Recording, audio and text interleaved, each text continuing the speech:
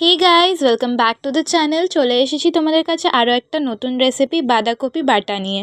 তো বাঁধাকপি বাটা বানানোর জন্য এখানে দেখো, আগে আমরা বাঁধাকপি ছালগুলোকে পাতাগুলোকে এমনি করে আলাদা করে রেখেছি। সব কটা পাতাগুলো কিন্তু গোটা আছে। তারপরে এই পাতাগুলোকে কিন্তু কেটে নিতে হবে। যদি তোমাদের কাছে সবজি কাটার ক্যাঁচি থাকে তাহলে ওটা দিয়েই কাটতে পারো, নাহলে বটি। তারপরে এখানে রসুন আর কাঁচা লঙ্কা নেওয়া হয়েছে।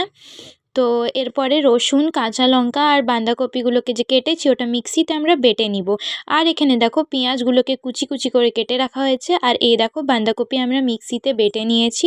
তারপরে এখানে আমরা কড়াইয়ের মধ্যে তেল গরম করতে দিয়েছি। তেল গরম হয়ে যাওয়ার পরে এটার মধ্যে কালো জিরে আর শুকনো লঙ্কা দিয়ে দিতে হবে।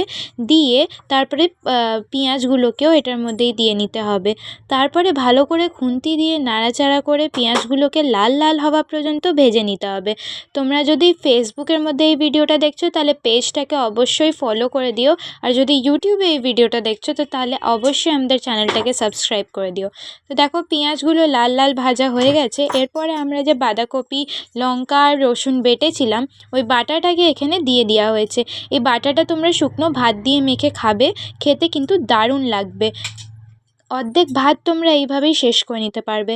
তারপরে এখানে দেখো হলুদ আর পরিমাণ মতো নুন দিয়ে নেওয়া হয়েছে। তারপরে চালিয়ে দিলেই আমাদের বাঁধাকপি বাটা তৈরি।